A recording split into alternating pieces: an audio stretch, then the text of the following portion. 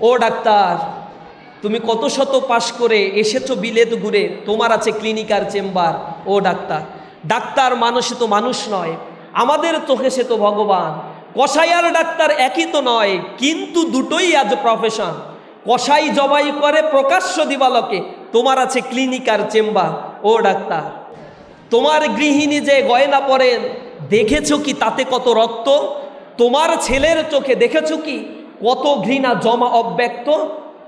তোমারও অসুখ হবে তোমারই দেখানো পথে, তোমাকে যদি দেখে কোনো ডাক্তার। ও ডাক্তার, ওই ডাক্তারের চেম্বারে যারা যায়, যেভাবে জবাই করে, যে পরিমাণে টেস্ট দেয়, ইথিক্স নাই, নর্মস নাই, অথচ এই মেডিকেলে পড়তে গিয়ে যে পরিমাণে টাকা খরচ হয়, জনগণের ট্যাক্সের টাকা এই মেডিকেল কলেজগুলো পরিচালিত হচ্ছে।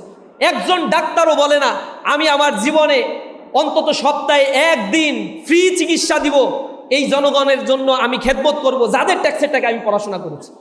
মেধা ছিল, সততা নাই, দেশপ্রেম নাই, দেশকে নিয়ে ভাবে না, আগামীর প্রজন্মকে নিয়ে ভাবে না, তরুণ প্রজন্মকে নিয়ে ভাবে না। ইনসাফের বাংলাদেশ কিভাবে হবে? ইসলামী ছাত্র শিবির সেই ইনসাফের বাংলাদেশ গড়ার জন্য তরুণ প্রজন্মকে সাথে নিয়ে একটি আন্দোলন গড়ে তুলতে চায়, যে আন্দোলনের মূল কথাই হচ্ছে একটি কল্যাণমুখী রাষ্ট্র আমরা গড়ে তুলব। তোমরা তো আসো আমাদের সাথে, আমরা সবাই মিলে নতুন একটি বাংলাদেশ গড়ে তুলব। আমরা হব ভোর বিহানে পাখির কলরব, জাগিয়ে দেব ঘুমিয়ে থাকা মানুষগুলো সব। প্রভাতের রাঙা সূর্য উদয় ঘটিয়ে আমরা এই বাংলাদেশকে গড়ে তুলব। আমি হব ঝঞ্ঝা, আমি ঘূর্ণি, আমি পথ সম্মুখে যাহা পাই চাই চূর্ণি, আমি নিত্য পাগল ছন্দ, আমি আপনার তালে নেচে যাই, আমি মুক্ত জীবন আনন্দ, আমি হাম্বির, আমি ছায়ানট, আমি হিন্দর, আমি চল চঞ্চল ঢমকি চমকি, পথে যেতে যেতে চকিতে চমকি, ফিন দিয়া দেই তিন্দ, আমি চপল চপল হিন্দ। কবি নজরুল বিদ্রোহী কবিতার মধ্যে নিজেকে এমনভাবে কল্পনা করেছেন, তরুণ প্রজন্ম আজকে যাদের বয়স রয়েছে তাদের এখন সময় যুদ্ধে যাওয়ার, এখনই তাদের সময় পৃথিবীকে পাল্টে দেওয়ার, অন্যায়ের বিরুদ্ধে কথা বলার। যে জুলাই বিপ্লব তরুণ প্রজন্মের হাত ধরে নেমে এসেছিল, সেই ইনসাফের বাংলাদেশ এখনো হয় নাই। অন্ধ দলীয়করণ প্রত্যেকটি বিশ্ববিদ্যালয়, অ্যাডমিনিস্ট্রেশন, জুডিশিয়ারি, ডিফেন্স ফোর্সগুলোতে আবার রয়েছে। পিএসসি সংস্কার করা হয় নাই। নিয়োগ চাকরির ক্ষেত্রে এখনো পর্যন্ত দলীয়করণের ভিত্তিতে নিয়োগ নেওয়া হচ্ছে। সরকারকে আমরা সতর্ক করেছি, মেধার মূল্যায়ন যদি না করা হয়, আর তালিকা নিয়ে যদি এখনো চাকরির বন্দোবস্ত করার চিন্তা করা হয়, ফ্যাসিবাদী হাসিনার যে পতন হয়েছে তার চাইতে করুণ পরিণতি আপনাদেরকে বরণ করতে হবে। মেধার ভিত্তিতে একটা রাষ্ট্র গঠিত হবে।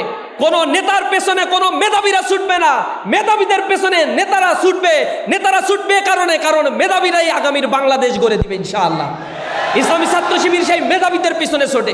ইসলামী ছাত্র শিবির যারা করে তাদেরকে মেধাবী করে গড়ে তোলার দায়িত্ব ইসলামী ছাত্র শিবিরের। সুতরাং সেই নতুন বাংলাদেশ গড়ে তোলার সেই স্বপ্ন আমাদের দেখতে হবে। আগামীর 2টা বছর ইন্টারমিডিয়েটের সেকশন খুবই গুরুত্বপূর্ণ। কলেজে যাওয়ার পরে ভুলে যাবা না, কারো পিছনে পিছনে ঘুরে ঘুরে সময় নষ্ট করবা না। এমন বন্ধু চয়েস করবা যেই বন্ধু এই 2 বছর তোমাকে ভালো পথ দেখাবে। এই 2টা বছর ট্রানজিশনাল পিরিয়ড, মনে রেখো এই 2 বছর পড়াশোনা না করে তুমি যদি মনে করে এমনি এমনি A+ পেয়ে যাবো, এটা আদতেও সম্ভব নয়। তোমার এসএসসিতে A+ পাওয়া সর্বশেষ কথা নয়। সোসাইটির অ্যাসপাইরেশন তোমার কাছে এখন অনেক বেশি বেড়ে গিয়েছে। সামনে যদি তুমি ফল করো, বড় ধরনের বিপর্যয় তোমার জীবনে নেমে আসতে পারে। সামনের দিনগুলো আরো কঠিন, আরো বেশি প্রতিযোগিতাময় একটা জীবনের দিকে তুমি ছুটে যাচ্ছ। সেই জায়গায় তোমাকে নিজেকে প্রমাণ করতে হবে। সেখানে তুমি শুধুমাত্র ডেমরা কলেজের শিক্ষার্থী নয়, সেখানে তোমার সাথে কম্পিটিশন করবে আব্দুল কাদের মোল্লা ডিগ্রি কলেজের স্টুডেন্টরা, ক্যাডেস কলেজের স্টুডেন্টরা, ইংলিশ মিডিয়ামের স্টুডেন্টরা, ইংলিশ ভার্সনের স্টুডেন্টরা। দুনিয়ার বাংলাদেশের সকল মেধাবী স্টুডেন্টরা তোমাদের সাথে ফাইটিং করে বিশ্ববিদ্যালয়ে তোমার পজিশন তোমাকে দখল করতে হবে। তুমি যে কাঙ্ক্ষিত মেধা চাও, যে কাঙ্ক্ষিত সাবজেক্ট বিশ্ববিদ্যালয়ে তুমি চাও, সেটা যদি তোমাকে অর্জন করতে হয় এখন পরিশ্রম করতে হবে। চাইনা হিসরা যদি চিন্তা করো একটা চান্স পাইলেই হয়, কাজ হবে না।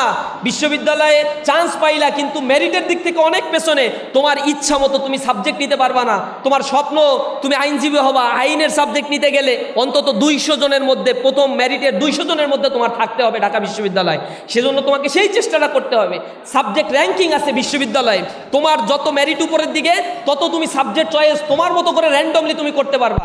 তোমার মেরিট যত নিচে তোমার সুযোগ তত কমতে থাকবে। সুতরাং এখন তুমি কি করবা সেটা তোমাকে ভাবতে হবে। আমি বারবার বলি মোহাম্মদ আলী ক্লের কথা, ওই ব্যক্তি যখন কোনো গেম খেলতে নামতো তখন সে বলতো, I am Mohammad Ali clay, I am the great, I will win this match. সাংবাদিকরা জিজ্ঞাসা করতো মোহাম্মদ আলী ক্লে, আপনি এত কনফিডেন্টলি কিভাবে বলেন আপনি এই ম্যাচ জিতবেন, আর প্রত্যেকটা ম্যাচ আপনি কিভাবে এভাবে জেতেন? তখন মোহাম্মদ আলী ক্লে উত্তর দিয়েছিল যে শোনো, আমার ভিতরে কোনো বিশেষত্ব নাই। আমি যখন এক্সারসাইজ করতে থাকি তখন করতে করতে ক্লান্ত হয়ে গেলে আমি ডান দিকে তাকাই, বা দিকে তাকিয়ে দেখি কেউ এক্সারসাইজ করছে কিনা। আমি ডান দিকে বা দিকে তাকানোর পরে যদি দেখি দুই একজন এক্সারসাইজ করছে, আমার মধ্যে প্রচণ্ড রকমের হিংসা তৈরি হয়। আমি সকল ক্লান্তি ভুলে গিয়ে আরও বেশি পরিশ্রম করতে থাকি। পরিশ্রম করতে করতে একটা পর্যায়ে যখন আমি আবার ক্লান্ত হয়ে ডান দিকে তাকাই, বা দিকে তাকিয়ে দেখি কেউ নাই, তখন আমি কিছুক্ষণ বসে থেকে আবার 1 ঘন্টা বেশি এক্সারসাইজ করি।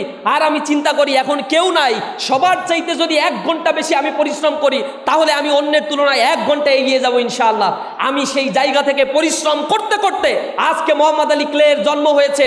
সারা পৃথিবীতে আমাকে মানুষ চিনে, কিন্তু এর পেছনে যে কত পরিশ্রম আমাকে করতে হয়েছে এটা দুনিয়ার মানুষ জানে না। তুমি আজকে এ প্লাস পেয়ে এখানে এসেছো, তোমার পরিশ্রমের কথা কেউ জানে না।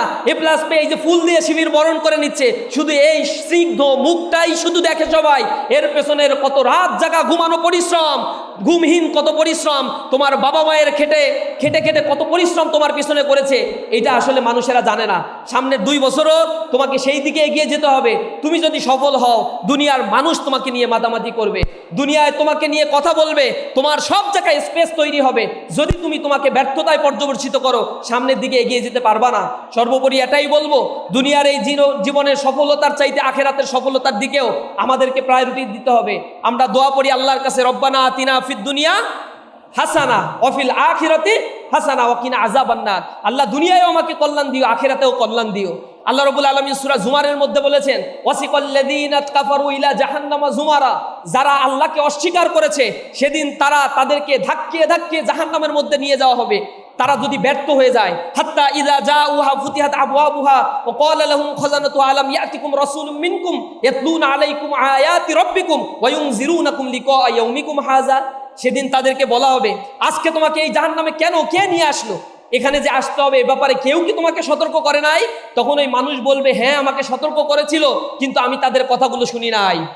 আবার একটা শ্রেণী থাকবে, আল্লাহ বলছেন ওয়াসিকাল্লাযীনা তাকাউ রাব্বাহুম ইলাল জান্নাতি জুমারা, যারা মুত্তাকি হবে তাদেরকেও ধাক্কায় ধাক্কায় জান্নাতের দিকে নিয়ে যাওয়া হবে। যখন তারা সেখানে যাবে তাদেরকে উষ্ণ সংবর্ধনা দেওয়া হবে, হাত্তা ইযা জাউহা ওয়া ফুতিহাত আবওয়াবুহা ওয়া ক্বালা লাহুম খাযানাতুহা সালামুন আলাইকুম তিবতুম ফাদখুলুহা খালিদিন। তোমাদেরকে উষ্ণ সংবর্ধনা দেয়া হচ্ছে, ফুল দিয়ে লাল গালিচার সংবর্ধনা, হীরা মুক্তা মণি জহরাত দিয়ে তোমাদেরকে আতিথ্যতা করানো হবে, পানপাত্রে তোমাদেরকে বসানো, পানপাত্রে তোমাদের আপ্যায়ন করানো হবে, উচ্চ বিলাসী সিংহাসনে তোমাদেরকে বসানো হবে। এত চমৎকার আয়োজন শুধু তোমার জন্য করা হয়েছে, কারণ দুনিয়াতে তুমি কষ্ট করে এসেছো। দুনিয়াতে যেমন সফলতা অর্জন করতে গিয়ে কত কষ্ট করতে হয়েছে, রাত দিন পরিশ্রম করে এ প্লাস পেতে হয়েছে, তেমনি ভাবে আখিরাতেও যারা দুনিয়ার এই সময়টুকুকে কাজে লাগাবে, যাদের চরিত্রের উৎকর্ষতা তারা সাধন করতে পারবে, কিয়ামতের ময়দানে আল্লাহ রাব্বুল আলামিন তাদেরকেও তেমনি ভাবে পুরস্কৃত করবেন। এই পুরস্কারের সিস্টেম আমরা আল্লাহ রাব্বুল আলামিনের কাছ থেকে শিখেছি, এই সংবর্ধনা দেওয়ার সিস্টেমও আমরা আল্লাহ রাব্বুল আলামিনের কাছ থেকে শিখেছি। সফল মানুষদেরকেই পৃথিবীতে এবং পৃথিবীর পরবর্তী সময়ে আখিরাতের জিন্দেগিতে তাদেরকে অনেক অনেক বেশি সংবর্ধিত করা হয়।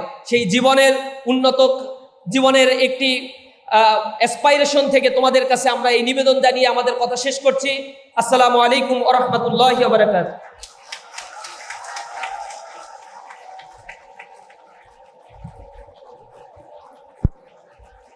ধন্যবাদ জ্ঞাপন করছি সম্মানিত মেহমানকে। প্রিয় শিক্ষার্থীরা,